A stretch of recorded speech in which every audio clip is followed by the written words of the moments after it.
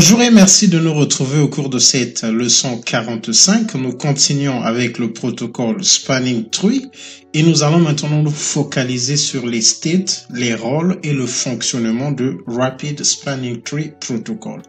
Alors, avant de nous plonger dans les détails de cette session, nous allons quand même rappeler le contexte du protocole Spanning Tree et faire un récapitulatif des éléments que nous avons vus en amont. Donc, nous avons dit que un réseau doit être résistant et donc, pour le rendre résistant, il est utile de l'une des méthodes est de multiplier les connexions.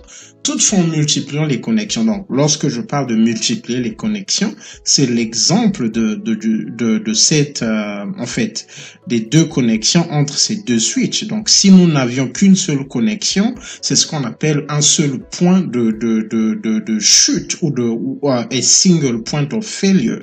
Donc, le link, la connexion, la liaison est un seul point de failure, donc de chute. Mais si on met une deuxième connexion, cela permet que si par exemple ce câble a des problèmes, le trafic peut passer sur l'autre connexion. Toutefois, en multipliant les connexions, nous créons la possibilité d'avoir un loop entre les deux connexions. Donc, maintenant, pour éviter les loops, donc faire que le trafic fonctionne normalement en ayant un réseau qui a des connexions doubles ou bien redundant links, il faut avoir un protocole qui contrôle là où il y a la possibilité de loop. Donc, ce que STP fait, c'est qu'il bloque là où il y a la possibilité de loop et quand il y a un événement qui change, STP peut libérer. Donc, lorsque STP bloque un port, le port n'est pas administratively down, donc il n'est pas disabled. Donc, le port est peut fonctionner, mais sera en stand-by pendant un moment. Donc, selon les mécanismes de STP.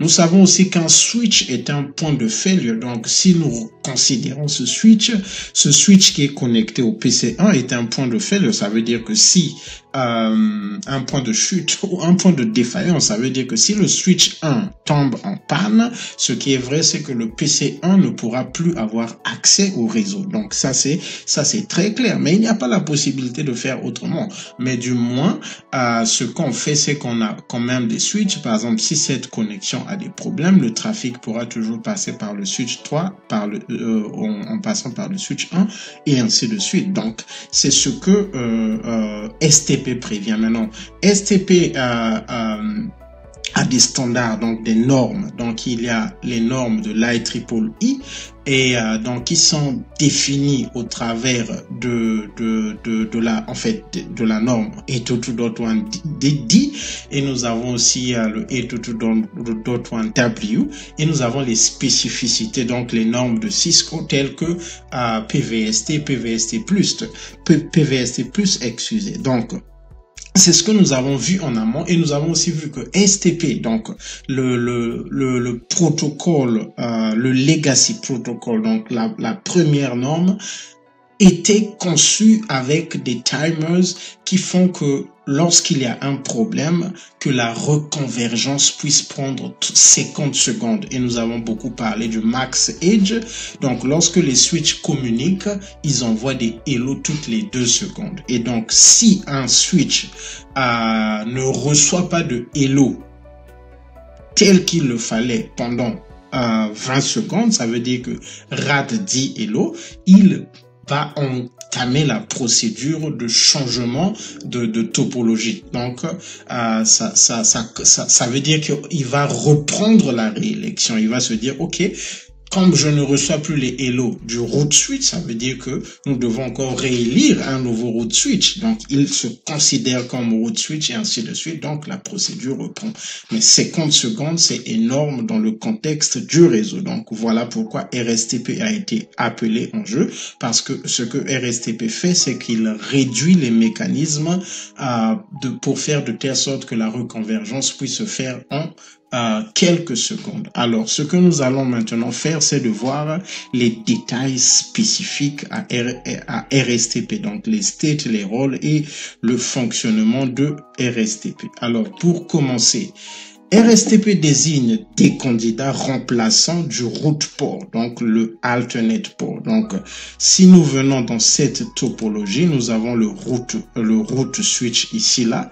Si nous venons dans le root switch qui est le iOS, donc si nous faisons show spanning tree, nous voyons que tous ces ports sont designated, donc tel qu'il le faut. Ce que je vais mettre DS ici.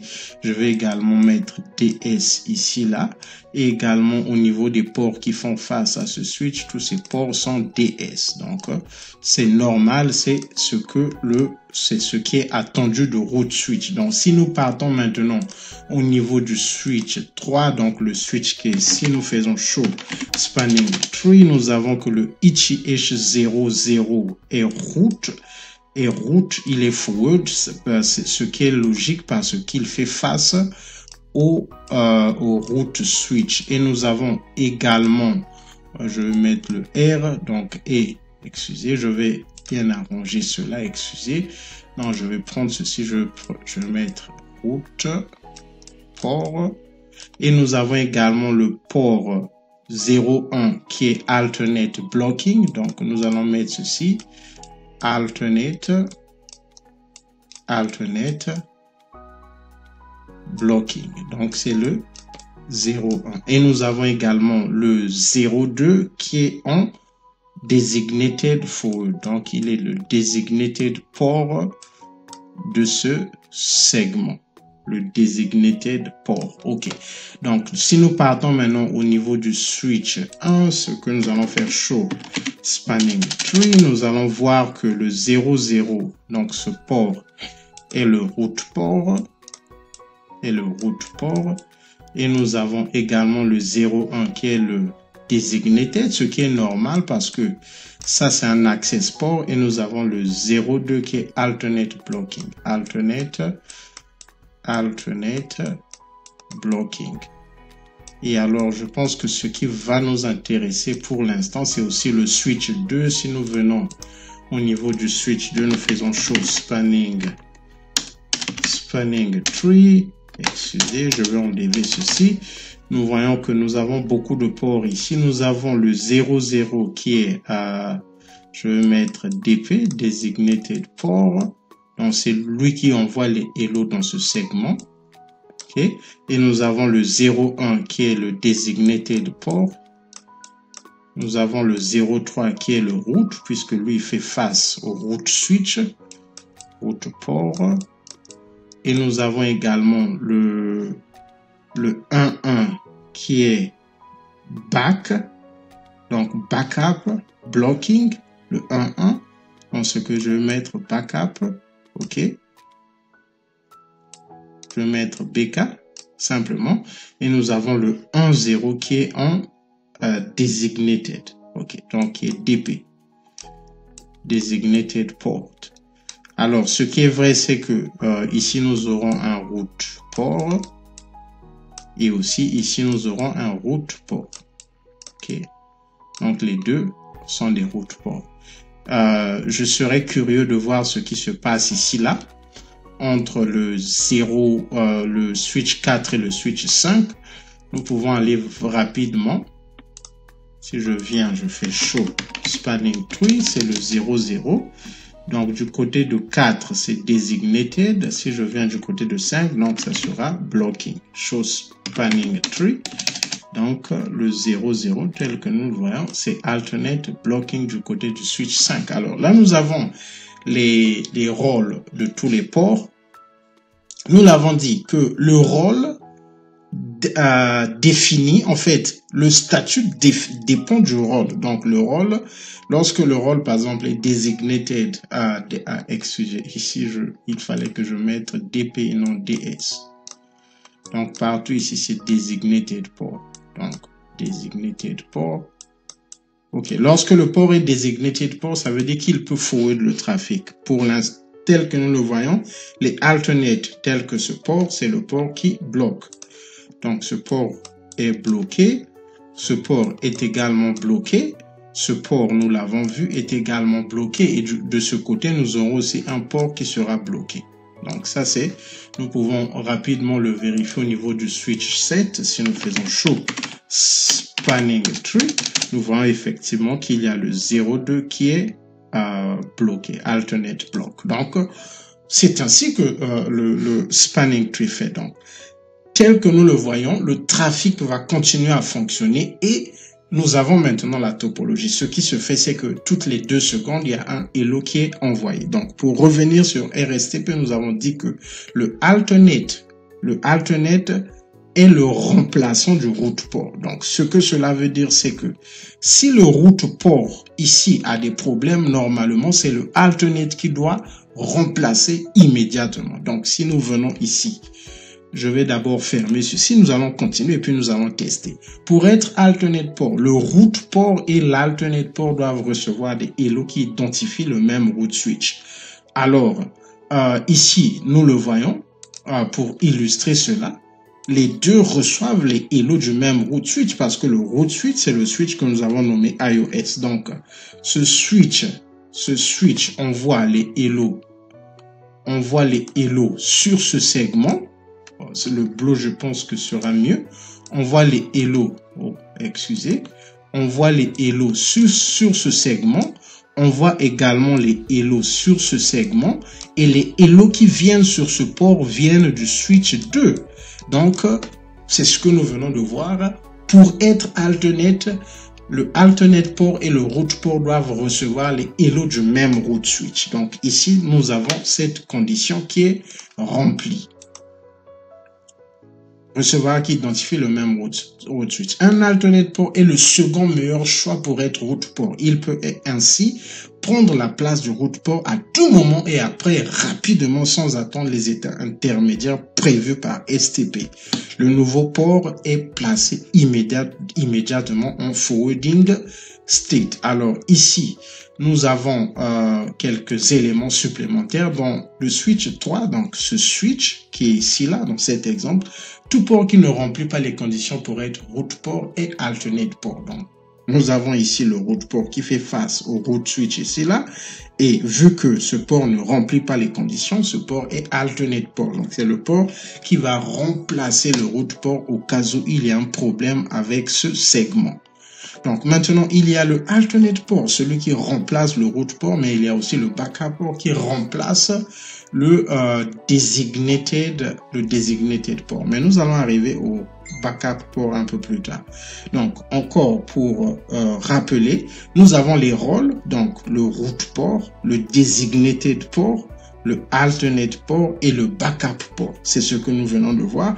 Le route port va avec le alternate port parce que le alternate port est le remplaçant du route port. Donc pour illustrer cela ici, si je prends ceci, donc le alternate port est le remplaçant du route port et le backup port est le remplaçant du designated port. Donc c'est cela. Maintenant, les states, le port sera soit discarding. Donc, nous avons ici discarding, ça veut dire que c'est un port qui est techniquement qui est bloqué. Et nous avons le learning state et le forwarding state. Alors, ce que nous allons faire, nous allons maintenant partir au niveau du switch.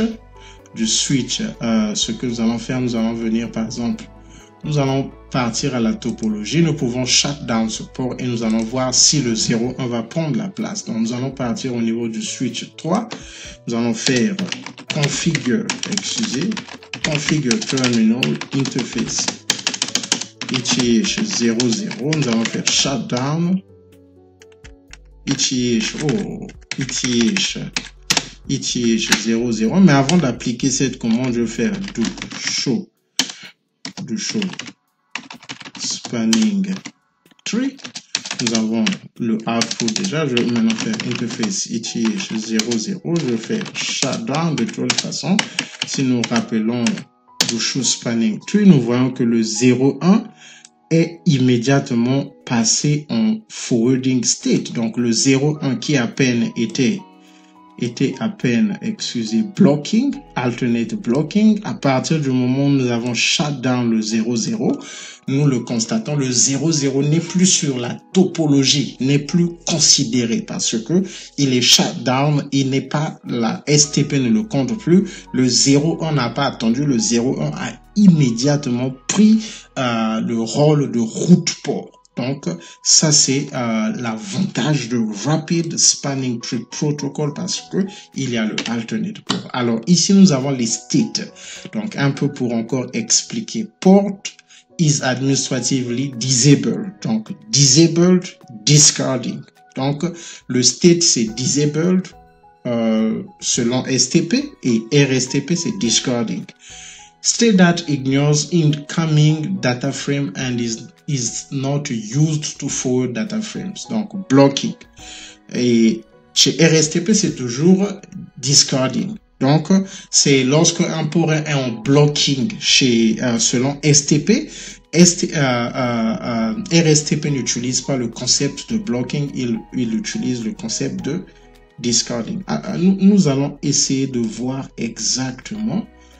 Okay. Donc, nous voyons que lorsque ce port, il faut noter, ce port est passé directement en route forward, alors que les autres ports sont, même s'il y a des ports qui ne sont pas considérés, nous constatons que le 0, le 0,2 qui fait face au switch 1 est blocking, pendant que le 0,1 a déjà pris la place, le rôle de route et a commencé à forward systématiquement.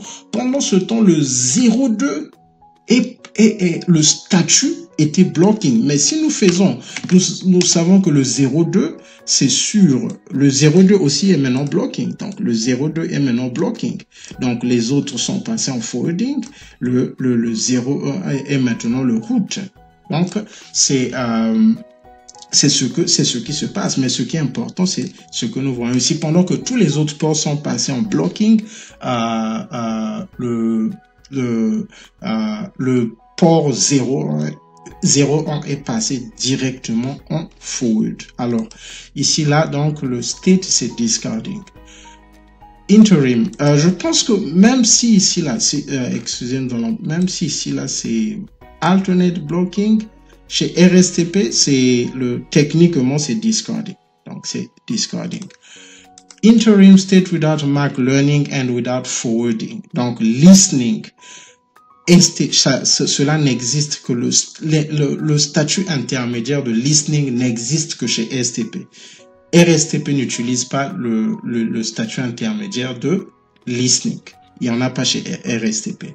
Interim state with MAC learning and without forwarding.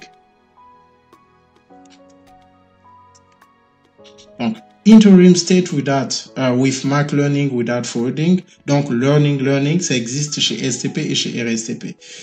Stable state that allows MAC learning and forwarding of data. Forwarding, les deux existent chez STP et RSTP. Donc, pour faire simple, ça, ce sont les states de RSTP. Il y en a 5. Disabled, le port est admin down. Blocking, le port ne fait pas passer les data. Il est bloqué par STP. Listening, le port écoute, ne prend pas connaissance des MAC. Learning, le port écoute. Listening, le port ne prend pas connaissance de MAC, ne forward pas. Without interim state, without learning and without forwarding. Donc, listening ne prend pas connaissance des MAC, ne forward pas. Learning prend connaissance des MAC, mais ne forward pas. Et forwarding, c'est un port qui fonctionne normalement. Alors que chez RSTP, nous n'avons que 3 states. Donc, il y a le discarding, donc blocking, et nous avons le learning. Donc, chez RSTP, lorsque le port passe de discarding, il va de discarding, il va à learning et forwarding. Donc, c'est ce que nous voyons, mais nous voyons qu'il va directement à forwarding techniquement. Donc, les states de RSTP, c'est ce que nous venons de voir, c'est discarding, learning et forwarding. RSTP n'a pas un listening state. RSTP change l'appellation de blocking à discarding. Discarding combine le disabled et le blocking. blocking, l'interface est physiquement en fonction, mais RSTP, STP préfère ne pas l'utiliser pour éviter les loops. C'est ce que nous venons de voir. Ce port, le 0,1, avant que nous puissions shut down le 0,0, le 0,1 pouvait passer le trafic, était en mesure de le faire, mais était bloqué par le protocole STP pour éviter le loop. Le disable, l'interface est désactivée par l'administrateur réseau. C'est ce que nous venons de faire à l'ETH 00. Alors, ici, les processus de RSTP. RSTP change les processus et le contenu des messages. Avec STP, lorsqu'il y a un changement dans la topologie, les switches s'échangent des messages et effacent toutes les entrées de leur MAC table en utilisant le forward delay timer. Donc, lorsqu'il y a un changement avec STP, les switches s'échangent des messages et effacent toutes les entrées de leur MAC table en utilisant le forward delay timer. Ceci cause la mise en œuvre de listening et learning 15 secondes pour chaque state. Nous l'avons vu, ça fait 30 secondes. Donc, le forward delay timer, c'est simplement que avant que le port ne soit en mesure de faire passer le trafic, il doit d'abord écouter. Donc, il doit d'abord écouter. Donc, lorsqu'il écoute, il ne prend pas connaissance des MAC, il ne forward pas. Et après, il va passer, le listening, c'est 15 secondes, et après, il va passer au learning state, il va commencer à prendre connaissance des MAC. Ces étapes sont prévues pour éviter les loops. RSTP converge rapidement en évitant le dépend des timers. Les switches s'échangent des messages, donc effacent les MAC, échangent les statuts des ports de blocking à route port. Nous venons de le voir. Alors, RSTP et le backup port. Donc, RSTP, il y a le concept de backup port. Backup port est prévu pour remplacer rapidement le designated port dans les LAN qui utilisent le hub. Et c'est ce que nous voyons de ce côté. Lorsque nous ouvrons ici, nous avons vu qu'il y a le backup port ici parce que nous sommes dans un hub. À la différence de ce qui se passe ici, les deux ports, bien sûr que peut-être que c'est parce que c'est le root switch, mais même si c'était pas le root switch, s'il n'y avait pas bon, c'est prévu pour le hub. Donc, pour faire simple, lorsque nous sommes en présence d'un hub, il y a le designated port et il y a le backup port. Donc, si nous venons ici, là, par exemple, nous rentrons dans le switch 02, nous faisons ETH11 shutdown, nous allons voir que le 01 va remplacer le backup port immédiatement. Donc, et pourquoi ne pas essayer? Donc, nous allons partir dans le switch 2, nous allons faire ceci, configure terminal, je vais d'abord faire do show spanning tree. Et nous le voyons, donc le 1.1 est backup, ce que nous allons faire, interface ETH, nous allons faire, nous allons shut down le 1.0 qui est actuellement le designated, nous allons faire shut down à partir du moment où nous faisons do show, nous voyons que, excusez, do show spanning tree, nous voyons que le 1.1 est maintenant designated blocking, excusez, 1.0 n'est plus sur cette liste. Si nous rappelons, le 1.1 est toujours designated blocking. Je pense qu'il est en train de passer quelques moments. Et là, le 1.1 est maintenant en learning. Ce qui est étonnant pour RSTP, mais nous voyons au moins que il est prévu pour remplacer le designated port dans un segment où il y a un hub. Donc, si nous faisons ceci, ce qui est curieux, c'est que ce backup port a respecté les secondes, Donc, ce n'est pas ce qu'on s'attend d'un backup port de RSTP. Donc, le backup port est prévu pour remplacer rapidement le designated port dans les LAN qui utilisent le hub. Si j'enlève ceci, il s'agit des cas où l'un des switches connecte plus d'un port dans un même domaine de collision. Et nous savons que lorsque les ports sont connectés à un hub, ils sont dans un même domaine de collision. Alors, les types de ports dans RSTP. Les connexions entre deux équipements sont appelées point-to-point. Il y a deux types de point-to-point. Donc, nous savons que ici, nous sommes dans un point-to-point. Ici, c'est un point-to-point. Ici, entre équipements, on l'a dit, c'est point-to-point. Donc, il y a le point-to-point port et il y a le point-to-point Edge Port. Donc ici, si nous venons sur notre topologie, ici nous sommes devant entre les deux segments. C'est un point-to-point, je le fais ici. OK, point-to-point Edge Port. Et ici, excusez, point-to-point port. Si nous revenons ici, je pense que c'est ce qui est dit, point-to-point port, c'est ça. Et nous avons le point-to-point Edge Port pas. Si ce statut sera affiché, si je vais au niveau du switch 1, je fais ceci, configure terminal, excusez, do show spanning tree, le 0, 1 est type designated forward. Si je fais, excusez, interface ETH 01, je ne sais pas s'il y a une configuration qui est prévue pour cela. Port priority, link type. Si nous faisons link type, point to point, ok, nous voyons que point to point, nous pouvons faire de ce point to point. Consider the interface as a point to point. Shared. Consider the interface as shared. Donc nous avons aussi le port priority, nous allons voir port fast un peu plus tard.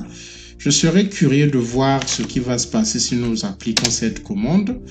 Et si nous rappelons do show spanning tree, nous voyons maintenant que le statut ici a changé. Les ports qui sont connectés aux utilisateurs doivent être techniquement sont des point-to-point edge ports. Edge, ça veut dire qu'ils sont au bout, c'est-à-dire edge, c'est ce qui est au bord. Voilà, donc c'est un peu cela. Donc. Et puis, il y a les shared ports connectés à un hub. C'est ce que nous venons de voir. Alors, nous sommes à la fin de cette session. The key responsibility of leadership is to think about the future. No one else can do it for you. Alors, lorsque nous parlons de leadership, ce n'est pas seulement être dans une position élevée, mais il faut être leader de sa vie. Donc, ça veut dire que il faut penser au futur. Personne ne peut le faire à votre place. Si vous avez aimé cette session, aimez. Si vous n'êtes pas abonné, souscrivez. Nous nous retrouvons lors de la prochaine session pour continuer. Merci.